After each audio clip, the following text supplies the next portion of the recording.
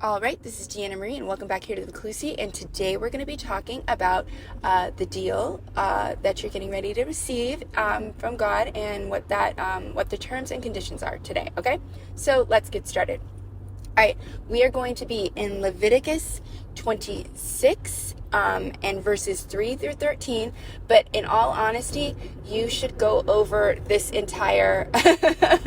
you want to read the fine print if you know what you're receiving when you're receiving this blessing. You got to know what you're doing and how to manage this. Okay, so try to read the whole chapter, but I'm going to talk about the good stuff today. Okay, of course, there's another side to it, but let's do the good stuff today. Okay, so some of you guys, you've been praying for these things, maybe marriage, career, healing, whatever it is, and you're getting ready to receive it because you've kept the faith. You've believed God, and you've kept doing what He's asked you to do, and you've been spending that quiet time with Him and doing all of that. And so verses 3 through 13, that's referring to all of the promises that God's making to you. He's telling you that, He's going to take care of you, that you're going to walk in abundance. He's going to make your enemies, no one's going to be able to touch you and during this time period. And it's a whole beautiful list of blessings that He has lined up for you, okay? But you need to understand that when you receive this marriage, okay, we'll just go with marriage. When you get this person into your life, you have to behave and use all of the things that He's taught you during this quiet time period, because if you don't do that, there's going to be consequences from Him. And you have to understand that, because you've learned all of these tools so that you can manage and walk in this blessing properly.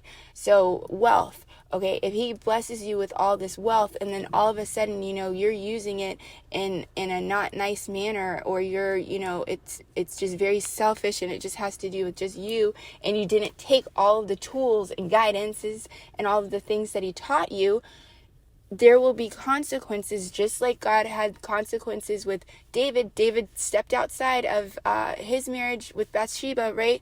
And there was the consequence was, he lost the life of one of his children, So you just have to understand that you're getting this, okay? All of the stuff that you've prayed for, some of it is going to be all at once. It's going to be marriage, career, you're going to be well known in the land, healing, all this stuff. It's going to happen all at once, and it's going to be a little overwhelming.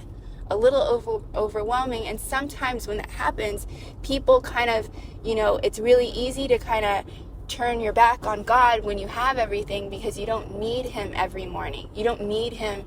And you're not praying like, hey, I haven't received my marriage yet, so God, please help me. And you're spending time with Him, and you're getting to know Him. Well, when you have that marriage, you're going to be missing that. What are you going to be praying for? Because now you got what you wanted. So you have to remember that you still have to maintain a relationship with Him. You're not going to probably have as much time as you've had to spend with God. And, it's a good thing and a bad thing, because you're getting what you want, but you're also He valued spending that time with you. He valued you getting up every morning and having time to spend with Him. And maybe when you have a spouse, you're not going to be doing that. Maybe you're going to be getting up and cooking and spending time with them, and then your Bible is going to take a back seat, and you're going to do it in the afternoon, or you're going to have to switch things up a little bit. But God has He's valued spending this time with you, and He's loves you very much, and He wants what's best for you. And what's best for you is to make sure that you still continue to do what He's taught you to do when you receive all of the things that you've been praying for. It's very, very important. And you can go through, and there's consequences. You can read the consequences for if you decide to walk in disobedience, what might happen. Or I'm not God, so I can't say what He would do or wouldn't do, but I'm just telling you that you're getting ready to receive what you asked for.